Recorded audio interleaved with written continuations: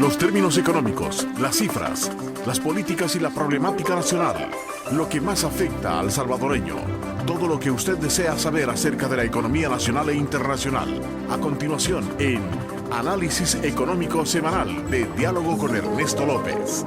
Hoy, en nuestro análisis económico semanal, queremos hacer un amplio abordaje sobre el impacto que está teniendo en nuestra economía la falta de acuerdos o desentendimiento que algunos llaman crisis que existe en varios o que ha venido predominando en los últimos meses entre los órganos de Estado, llámese legislativo, llámese judicial y en algunas ocasiones también, en este caso, con el Ejecutivo.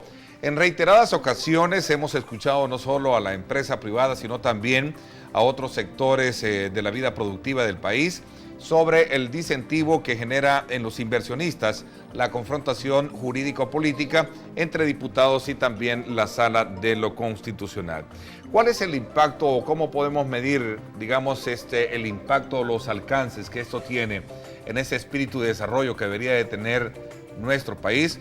Lo que pueda tener una explicación coyuntural son las instituciones o las personas o las autoridades que tienen a su cargo en un determinado momento hacer cumplir, respetar, promover, ¿verdad?, a que cada quien se le aseguren sus derechos y a que a cada quien cumpla sus obligaciones con los demás. No podemos diezmar, no podemos ignorar lo que son las reglas fundamentales de la ley. Y en este sentido yo creo que lo que tenemos ahorita, en mi opinión, es una crisis de administración, digamos. En esta lucha por el poder y el poder total para poder ejercer el gobierno como yo quiero, entonces se crea inseguridad jurídica y se entra en un estado de conflicto, situación general de conflicto. Y eso atenta contra la confianza.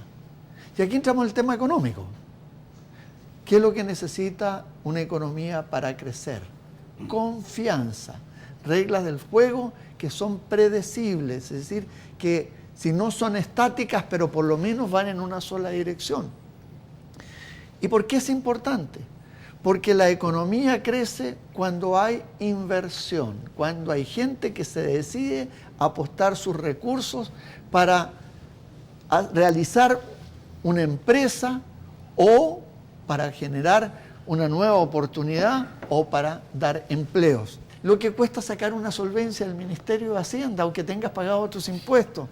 El exceso de tramitología, las extorsiones que presionan a la gente a diario, especialmente a los pequeños y microempresarios. Las confrontaciones semanales que tenemos entre el gobierno y el gobernante y la empresa privada, que muchas veces uno cree que son la empresa privada unos pocos, si la verdadera empresa privada son los micro y pequeños empresarios, que sufren todas estas cosas. Me permite leer que es relativo también el tema de los conflictos, relativo a cómo lo leen en otras latitudes del mundo. Sí. De hecho, algunos comentarios han sido que están maravillados y sorprendidos de la independencia de poderes que existe en El Salvador. Porque esta tendencia hacia la concentración a la que hacía referencia Claudio, pues ahora tiene un signo político, el FMLN es controlado mayoritariamente por lo que fue en su momento el Partido Comunista de El Salvador. Como muy bien nos dicen aquí tus invitados de los viernes, de manera especial Dagoberto Gutiérrez, el derecho se está independizando de la política, dice él, ¿verdad?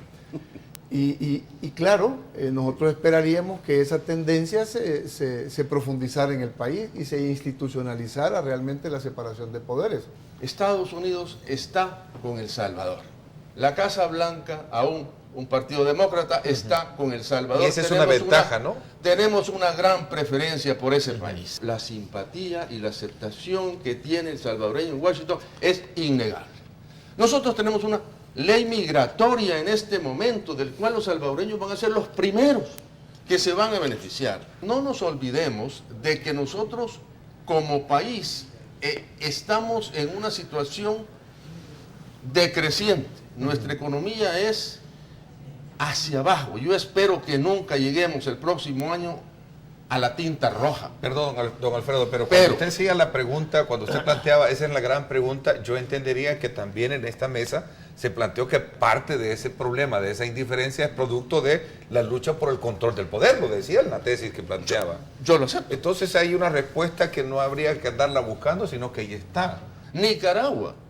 Es que yo creo que no debe de caber ninguna duda de que la nueva potencia mundial que se llama Estados Unidos, se llama China, que si usted le plantea a China la perspectiva de invertir 40.000 millones de dólares al primer ministro de China, usted invertiría 40.000 millones de dólares por hacer un canal y tener el privilegio económico de esa zona.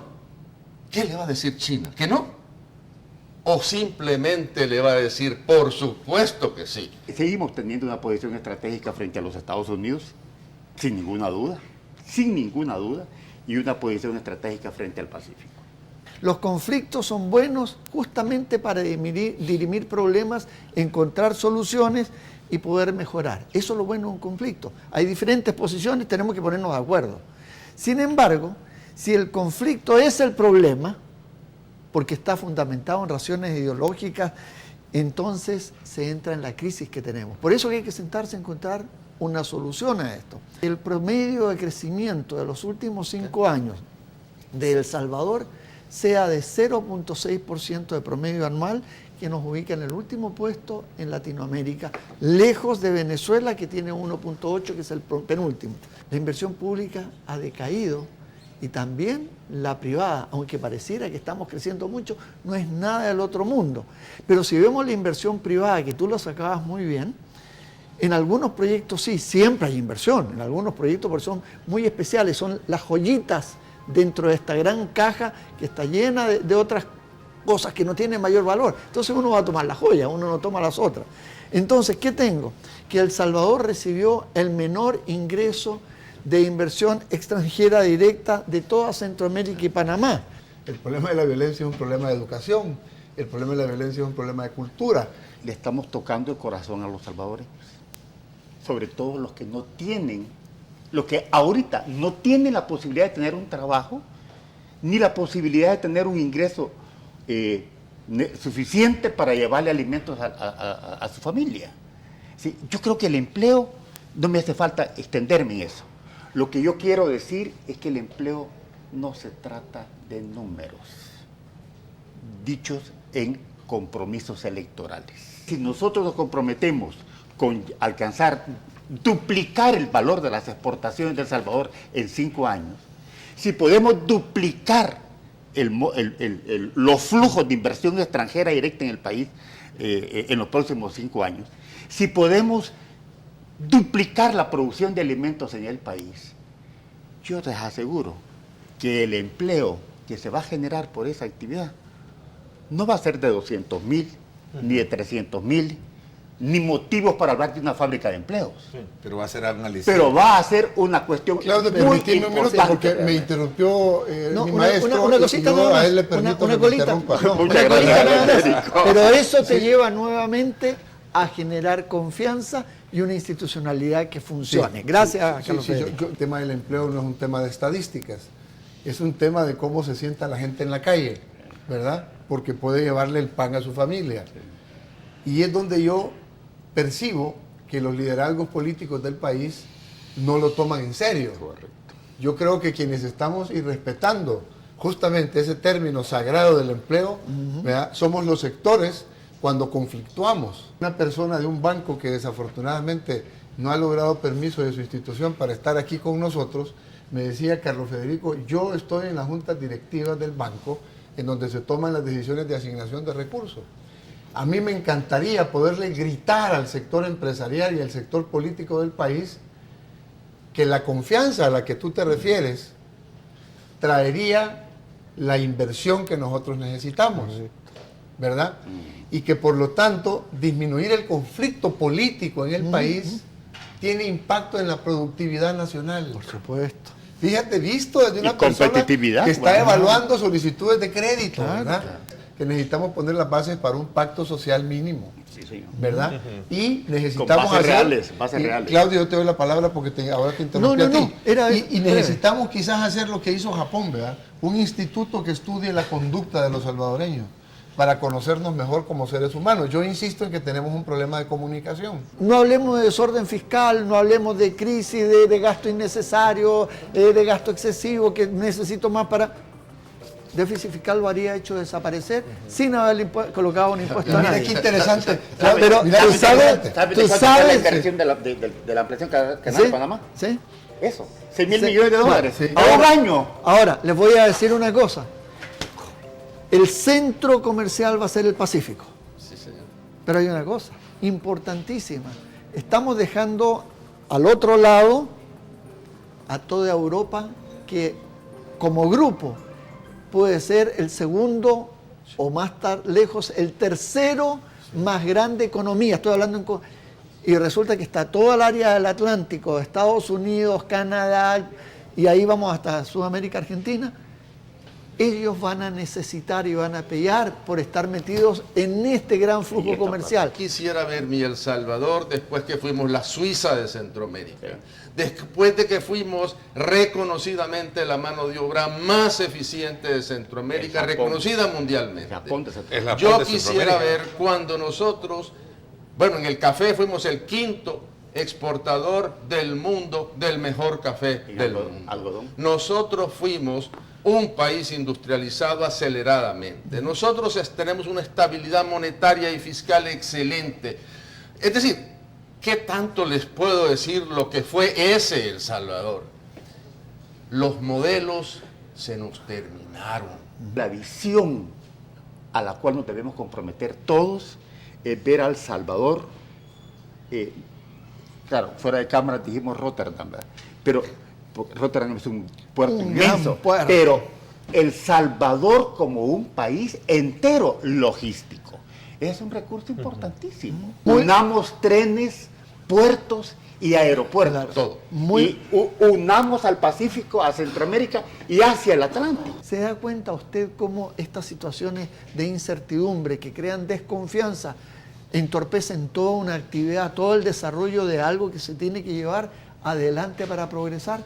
Ese es el mejor ejemplo que hemos tenido en pequeño, porque este tipo de conflictos, aunque sean pequeños, nos distraen de los asuntos más importantes. Este tipo de cosas significa costos. Y aquí había una pregunta relacionada con los costos.